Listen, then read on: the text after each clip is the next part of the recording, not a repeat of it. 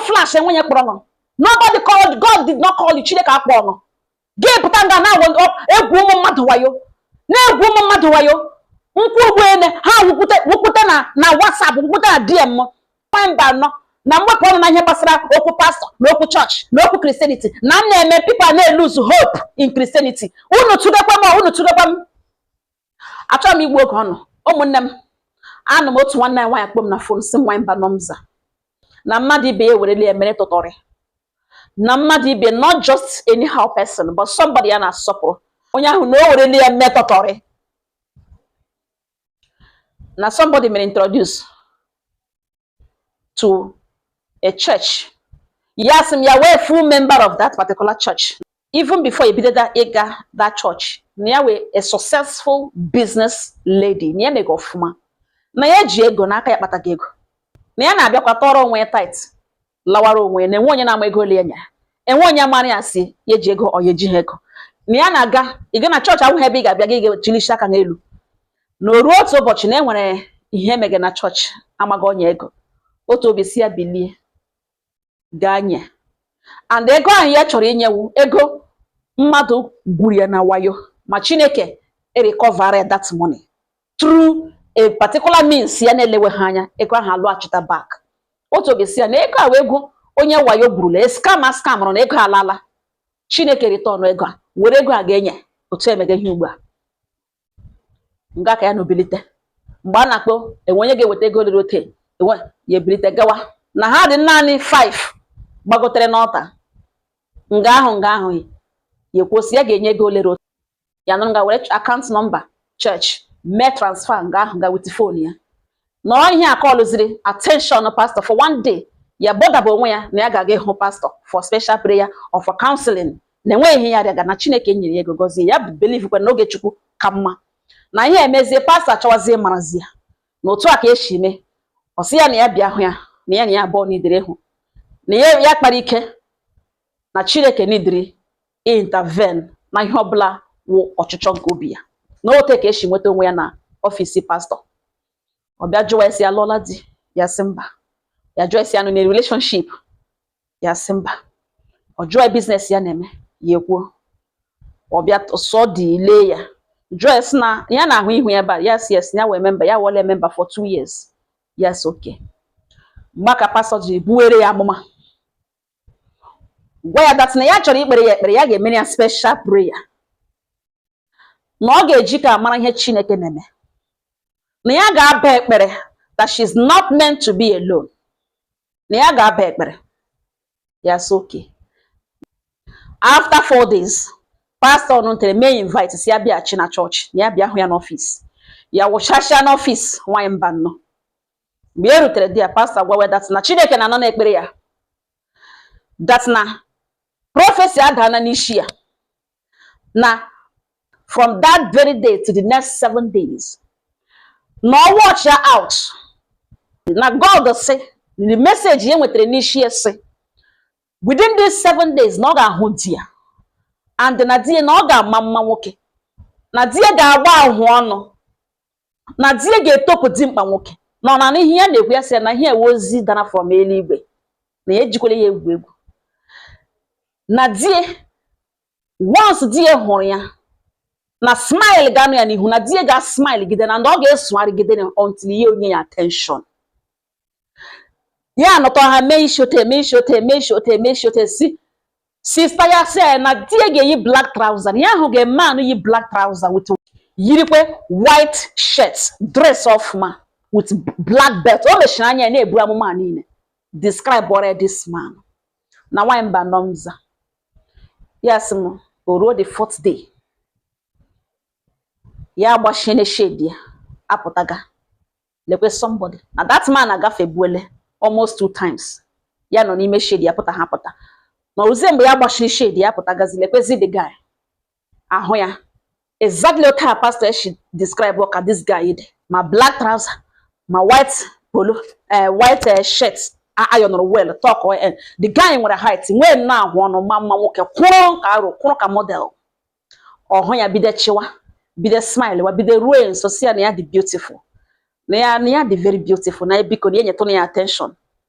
ihe a niile pastor describe ore ihe ko ga ni shikpa mgba ka eji wereze phone number nye mara na yes ihe no prophecy come true ye were phone number nye ha bo ebide gbawa ye na ya bo esoro ga n'office pastor ozugbo pastor hụrụ ya pastor ebide abashwa si na Chineke agaghị ehi ụra na Chineke atụbere ya shi before na ye chi ya na-efe atụbere ya shi before we see sister welcome jụwa si young man ya si na aka Chukwu dị na ihe ọ na-eme ya be na ya dị very careful na ya dị very careful na ya na bless ihe ọbụla ezumnobi ha that they should go and plan life and live life and ka ihe niile mee otu echiche obi ha sidere no what ya na this man she baga na relationship why mba no you notice here na the young man ego no onwe ihe ọ na-eme in fact wokwa na nwere ihe ọ na-eme hide ya mana o present ri onwe na-enwe ihe ya na n'ọrụ ya na o close ka ọsọ kọwa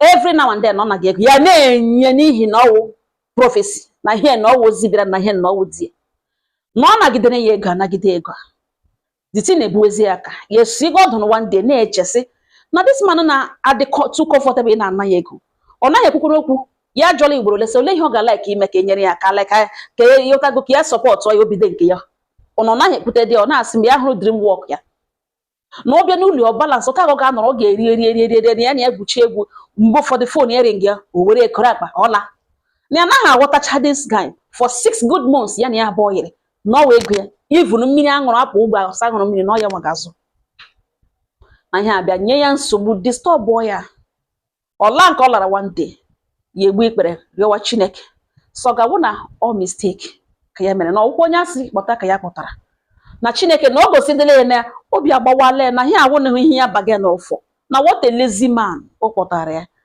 na we baby ka ọ kpọtara ka elekọta wa ọfọzi na ọ wee ya enye agadi si man diaper na ka na ọ dịzi too much na Chineke na o gosi na ya mere mistake ihe o jiri pastor na-eji ya ọkwa na gịnị ihe ka ọ si ekpecha ekpere nọ ntara this guy abịa after 2 days bịa n'ụlọ enwe ihe olege na phone ya reduce the volume ọ nọ na Facebook ya reduce the volume nọ ntara ka o reduce ya mụrụ mana Facebook gị na-ele ya na ya playcha ya baa na another video ọrụ eburu ya n'oche mgbe ọ nọ ya kpara phone ya baa ga n'ime mụlọ head was straight to WhatsApp na nwanyị mba nọ mza ya erute na WhatsApp ọ wụrụ na this man ya na ya abụọ bi ya hụtaga as onye ọwụ pastor kpọtara na ọwụ childhood friend pastor na this young guy wụ childhood friend pastor no bugere ya amụma no child na ya abụọ amara na since in fact no ya wewerere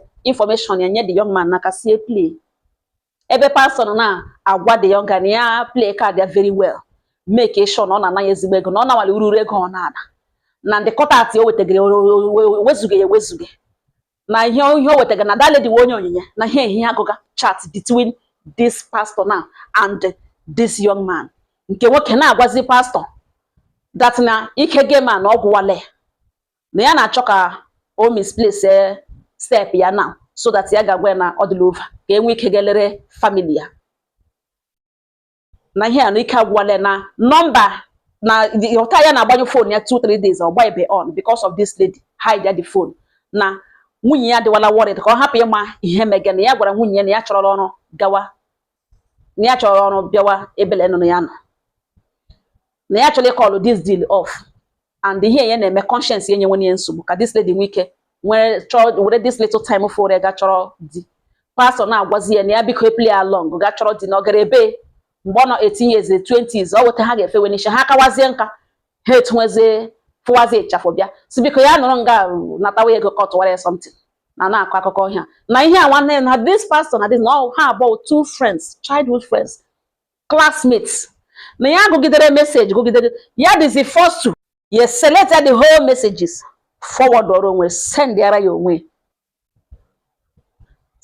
ya onwe were hekwe forward on the other of her WhatsApp business WhatsApp number forward ọrụ onwe WhatsApp so that ya delete ya ebe ọ ga hapụ ebe ụmụnne m nwanyị ibe m say that na nwanyị mba nọ nza ya sị na ya na-agwa m ihe abụọ ya na-agwa m that na this boy aga ala na ya hapụ ya ọla na ya hapụga ya ọla that means na ọwụghị nna ya mụrụ ya nakwa bịara ịgba game na ya ga-agba ya 6 feet na ya ga-agba ya game na ya ga-emeke sure na o ji aka egbuo onwe ya na ya ga-agba ya game n'ụdị ọ ga-agba ya game ọnwụ ya dị ka ya nwa gburu onwe ya nakwa bịara ịgba game. Ụmụnne m ụkwụ etegoro m n'ala mgbe ka m ji si ya nwaanyị ọma ya si were police ebe iji evidence were police gaa mee pastọ ahụ arrest. Pastọ bukuru na ekpere gị ikpe ekpere from ala obingo mgbe ihe na-agawakwa oshi agaga gị ikpekwa ekpere from ala obingo Chineke disclose ore everything. Obi ahụ ijiri gị anya na chọọchị iwe onye onyinye ị nwere obi onyinye ọ ka na-eso gị. Chineke achọ ka ị nwee loss. Were police gaa mee pastọ ahụ arrest egbula oge gị ga gị present ya use a woman police were mana nnọọ police nwa nwanyị a female police officer use her. Present your evidence. The deceit or the too much ọ gbagotere a ga-eme ya arrest. Claim your damages or the possible hit the court. Ha ga-akwụ gị everything ma pastọ ahụ ma ha ga-akwụ gị everything of 1 naira otu aga afọ. You can't lose. Ma ọ bụrụ na ịma ihe Chineke chọrọ ka ime ọ chọrọ ka ị disgrace that pastor n'ihi na ọkpọ ya. Chineke chọrọ ka ị disgrace that pastor n'ihi gịnị ọnwụ ya kpụrụ ya. God emede ya flash ọ ihe o ji gba ha n'anwụ gbara evidence kpanga n'aka. Ị ga-eclaim ego gị niile every damn thing from nri ọnụ oriri gị na lawyer ṅụkpa ya ọfụma nye ha bill ha ga-akwụ ya ka chọọchị marakwana ihe megana. Ụmụnne m ọhịa m gwere anwakwala nwa gị chọwa ebe na gị wufu ọbara n'ihi na ịwụ somebody na-ekpe ekpere Chineke aza na ekpere gị nwa gị sten aka gị n'ọbara imebiela ihe niile. Jehova egosi gị ihe na-eme ka ị gagbuo mmadụ no ịma mmadụ ole ha na-emere na destiny. Ọ dị very very important ka you use this opportunity well and wisely. You can't lose. Chineke mere reason ọ na-eji ha people be scam gị one way or the other. God will restore that thing back.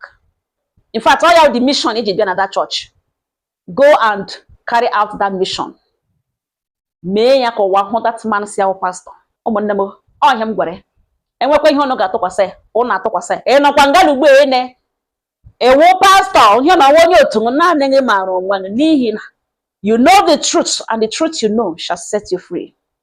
This man dịka pastor na onye otu before gị gbara bịa na DM bịa ntị werele ndị pastor ọnụ jirikwe nnọọ nwayọọ kwanyere onwe gị ugwu ịmara na akpa onwe ga-atụ biznes ị ga-eme ma gị esa akpọrọ gị na ewu pastor na gị na Chineke na unu na eluigwe na unu gbara na iji certificate eluigwe already nwere otu isi egwu gị kenụ nchọkọrọ kenụ gbọkwụ na break n'ihi na the day Chineke ga-disgrace na ị ga-asị ihe nke ọgịnị. Chineke kpọọ gị ọ ga-edu gị ije ọ ga-anọnyere gị ọ ga-anọnyere gị. Temptation karịrị gị aga abịakwute gị. This particular one na-awụ temptation kelewo nchọkọrọ Chukwu duo onwe ya nye gị ike ndị Chukwu kpọrọ a na-enyo ha enyo. Ọngọ ha m n'ọnụ enweghị ụnụ ga-agwa nwanne anyị nwaanyị biko ka obi lue n'ihi na obi ya dị ukwuu ka ọ hapụ iji ego mee ihe na-adịghị mma. Enweghị ụnụ ga-atụkwasara m ya ọnụ tụkwasara m ya. Ọngọ ha m n'ọnụ udo dịkwara ụnụ.